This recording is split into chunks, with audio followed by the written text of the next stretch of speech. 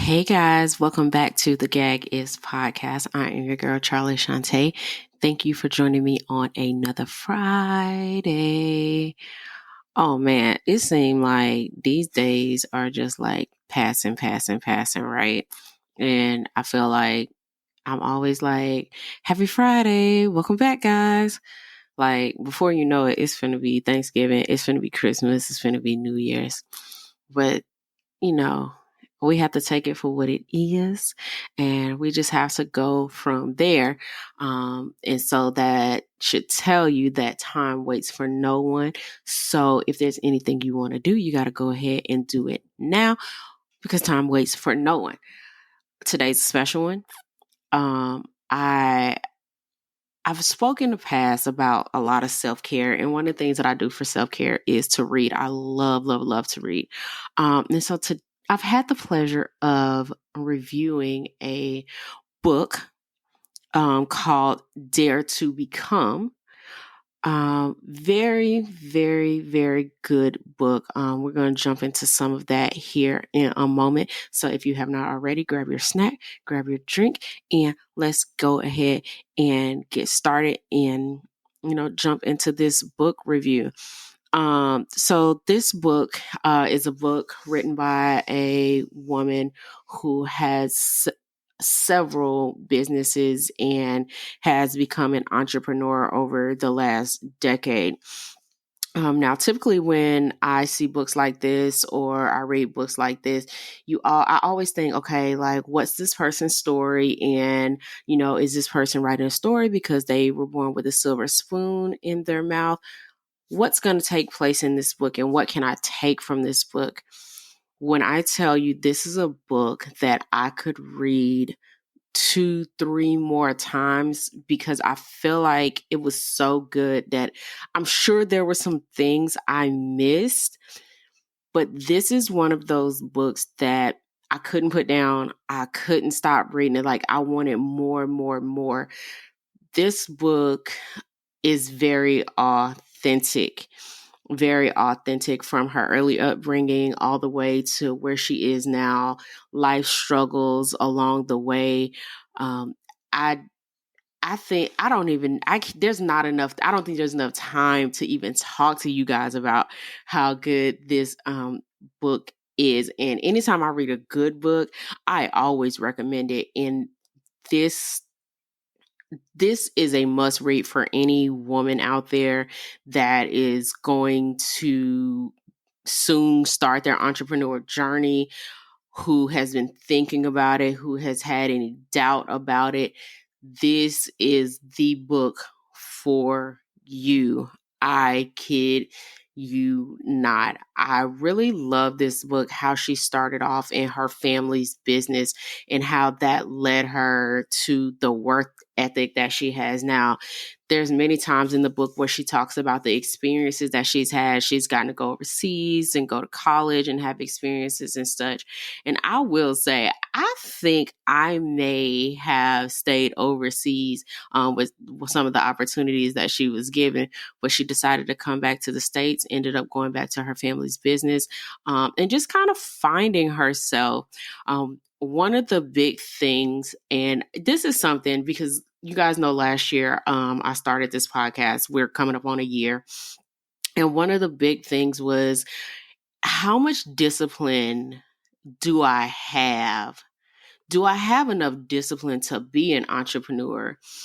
Do I have the tools? Do I have what it takes to become an entrepreneur? And I ended up talking to my best friends and they were like, you're good, you got it. And whatever you don't have, you'll figure out along the way. And so I started the company in March, but I soft launched the podcast in June, and then I hard launched in September. So we are coming up on that 1 year. And I feel like the roller coaster that I have been on is what she talks about in her book. Because a lot of times people make it like, oh, I started this business and, it was just peaches and cream. She started literally from the bottom. And one thing that stuck out is how people didn't believe in her and people didn't support her initially. And she didn't really let that deter her from what it is she wanted to do. She knew that this was something that she wanted to do to fulfill her. And many times I kind of feel like that. I'm like, I'll talk more about that in the anniversary episode. I'm going to talk about people who you think will have your back and who are the closest to you. But then when you start out on a venture, on a journey, it turns out to be anything but that with the support. Man, man, this book is so super good, and I have not met her in person, but I think that I would like to meet her because there's just so much information in there that I walked away with. That one of the biggest things that I took away is always start your emails and things with a salutation. Good morning, good evening. Something is that could, and I went back and I looked at some of my stuff and I'm like, many times I've just started an email. Hi, Charlotte, or hi, such and such. There is no personable feeling and greeting in that. And oh my gosh, so I'm reviewing her book. I'm going to see if I can meet her in person one day because I just feel like she would be an amazing person to meet. And I feel like there's so much stuff that I could pick up from her and just be mentored by her. Um, so I'm going to go, if you see me looking over, I'm just looking at my bullet points. As I read this book, I just made sure that I took a lot of notes. I had a lot of bullet points, and then I wanted to make sure that I tied it in, with the show. Excuse me, tied it in with the show as well. And as I mentioned, this book is definitely something that I'm keeping on hand and keeping for reference, pertaining to anything in my professional life, anything along my entrepreneurial journey. I'm 1 year in, and I'm blessed to even be 1 year in podcasting. Although I don't have a major platform like, with thousands and thousands of followers and things like that, I'm grateful for the little community that I do have, because it's rough in the first year. And, a lot of people are broke within the first year. They just don't put the time and the effort into it. And for me, I'm my own recorder, editor, producer. I'm my own everything. And I think that's the thing about being an entrepreneur. People don't realize the time commitment that it has. And I'm doing all this while I still work a full nine to five, and I still have to be a mom. But this is something that I've always wanted to do. And I just stepped out on faith with it. And, here we are a year later and things are good. Another thing that I picked up is oftentimes we don't realize that our childhood and our upbringing play important parts in our life, whether we realize it or not. And as I said in this book, she details about how working in her family business helped shape her work ethic and how she is today. And I think I know from my upbringing, I didn't have that type of upbringing where I had something like a family business or anything. Most of my lessons that I learned and most of my work ethic comes from just learning. I did see my mother and my grandma work hard. And so I knew that I should always work. And it was just, what am I working toward? Am I going to want to work to somebody forever? Or, is there going to be a point? Okay, y'all forgive me. If there comes a point in time where you want to work for someone else, so like I said, a lot of personal touches in this book, and I just can't say enough good things about this book. I think over the holidays, I'm going to take the time to reread the book again to see what I can gather and garner from this book. Another thing that stood out is she never gave up on her dream that she set out for herself. Oftentimes we set the bar really, really high. And then the first time we encounter something that deviates us from that, we're like, you know what, this is no longer my dream. Let me set my bar a little bit lower, because this is way too high for me. And one thing she did, she always betted on herself. And a lot of times we don't bet on ourselves. And every day I'm going to always bet on myself. Always going to always bet on myself, because if I don't bet on me, nobody else is going to bet on me. Everybody else is taking a chance on me, and they don't know what they're going to get. But with me, I know if I bet on me, I know what I'm going to get, because I'm going to put my all into it. And anytime she faced an issue, she always sought to find a solution. And that's how I am as a person. We can have a problem and something can occur. Okay, the problem has happened. It can occur. We can't go back. We can't change that. And so anytime I'm faced with a problem or anything, I always look for the solution, because like I said, the problem has already occurred. And so instead of harping on what has happened, how do we fix it? Like, how do we fix it? You know, is this something that we got to take a couple steps back, or do I need to reach out to help? Is this something that I need to fix within me? Like, how do I do that? And like I said, anytime she got done with what she was doing in her personal life, she was able to go back to her family's restaurant. And she had that kind of crutch to lean on, but over time she knew that she couldn't continue to go back to that. So although the business was a help, it could be a hindrance too. And so one of the slogans that I've kind of created for myself from reading this book is back to the basics, because we start off with the basics and then sometimes we kind of deviate. We're like, oh, I got the hang of this now. And then we kind of start deviating away from what it is that we know, what we know to be tried and true. And sometimes you just have to take a breath, take a look, and turn it around, go back, start back to the basics. And I've found myself saying that a lot lately, like, girl, get back to the basics. Just get back to the basics. What you know is tried and true. It's okay to start again. We've all had to start.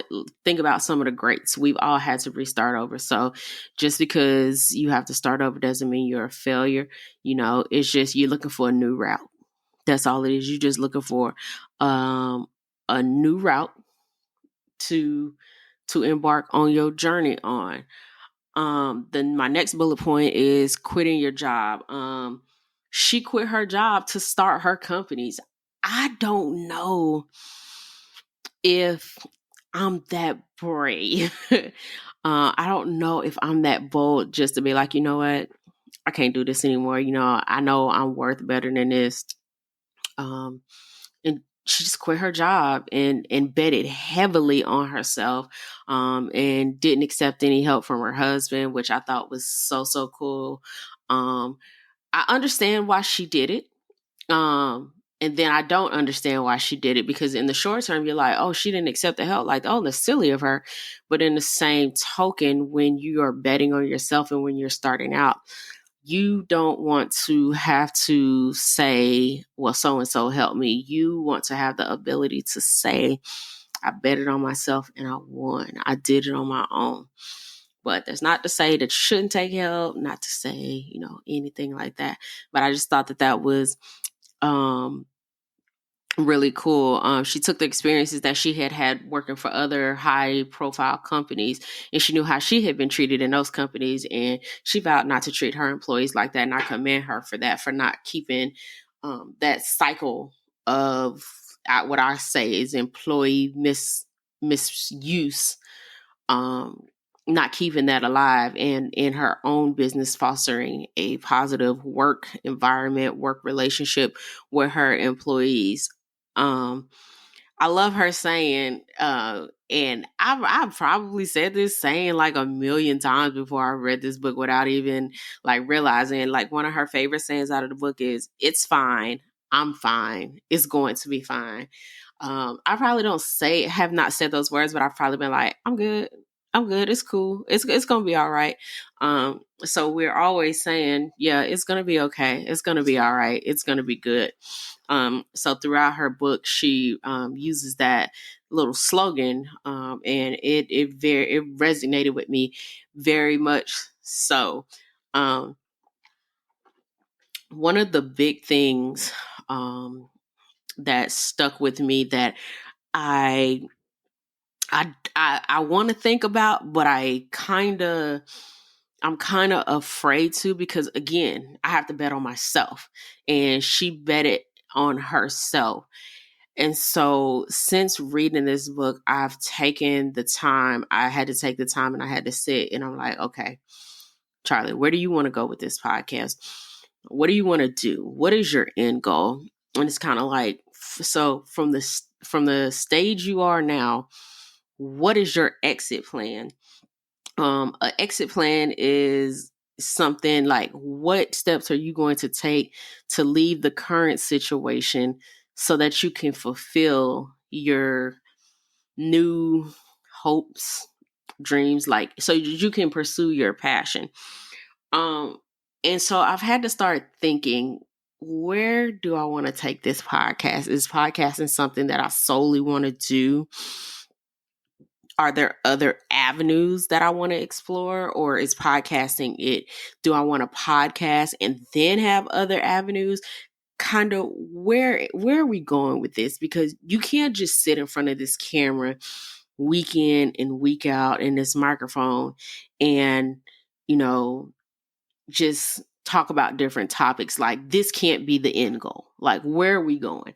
Like, are we going to use this to start a nonprofit? Are you going to use this to go and speak to women? Like, what are we doing here? Like, you've got to have that exit strategy, because you can't, for so long will I be able to work a 9 to 5 and podcast at the same time, especially in the capacity that I'm doing it, where I'm doing all the editing and everything like that. And so since reading this book, I've really sat down and said, okay, this is what I want to do. This is my game plan. This is my 5-year game plan.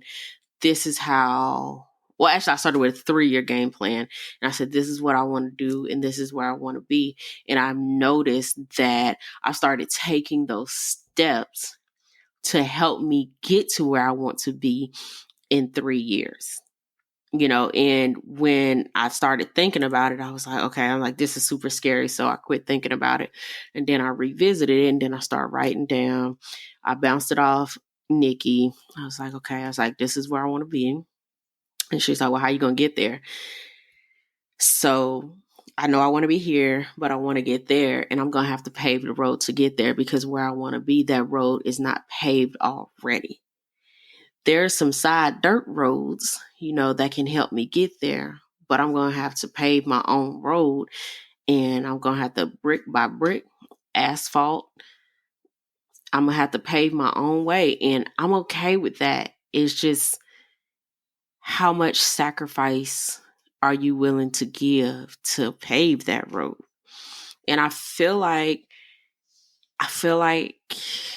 I can do it. I just have to restructure. And oddly enough, yesterday, one of my old clips came up. Somebody had liked one of my old clips, and it was from a year ago, where I said, in order to move up, sometimes you got to get uncomfortable to get comfortable. And I thought it was very ironic that I'm sitting here planning and trying to do all of this stuff. And out of all the clips, like none of my recent clips, not even clips from this year, but a clip from last year, where I was talking about, in order to get comfortable, sometimes you got to get uncomfortable. Like, wow, how ironic is that come up? So that let me know that I'm on the right track, that, my thinking is good. And, it's gonna get uncomfortable, but when it gets uncomfortable, I have to just put my seatbelt on, and I'm gonna have to hold on tight, because it's gonna be uncomfortable. It's gonna get probably very uncomfortable, but while I'm uncomfortable, I know that the situation is working out for me to be comfortable. And so I just keep that kind of like in the back of my mind. But again, I cannot say enough good things about this book.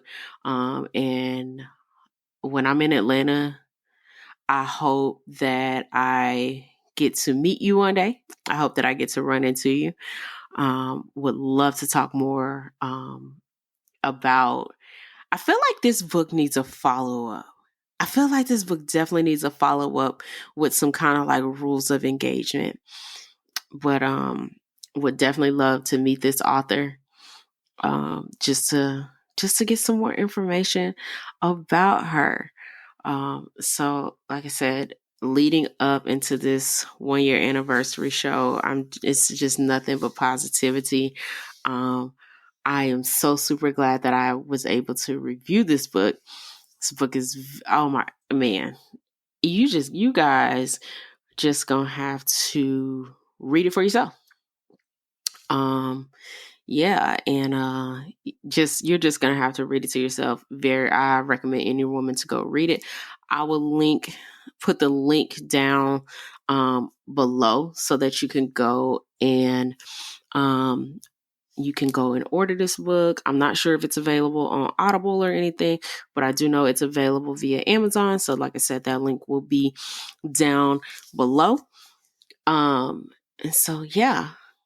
So entrepreneur her, that's just what it is. So moral of the story, bet on yourself, because ain't nobody else gonna bet and take them chances on you that you will. All right, so y'all know we always do a song lyric of the week. And so I felt like for this week, what is one of the songs that I utilize when I need that little motivation, when I need to get up and go. And so for my song lyric of the week, I chose Believing in Me by Monica. Very positive song. And it every time I kind of get down a little bit, I always listen to it, and it reminds me that I need to continue to do what I'm doing and strive to be better, and continue to believe in me, even if nobody else does. All right, we have come to the end of the show. And like I always say, if you are not already, please make sure that you are following us on Instagram and YouTube at the Gag Is Pod. Feel free to follow my personal page at smartfit_okie as well. Make sure that when you are listening to the episodes that you are clicking the notification button so that every time a new episode is released, you are notified. Please, please, please, this is my big favor of you. After you listen to an episode, please share it with someone. Also, leave a comment, rate it, because that helps to get the show out to more people. All right, guys, until next week, I am your girl, Charli Chanté. This is the Gag Is Podcast. Bye, guys.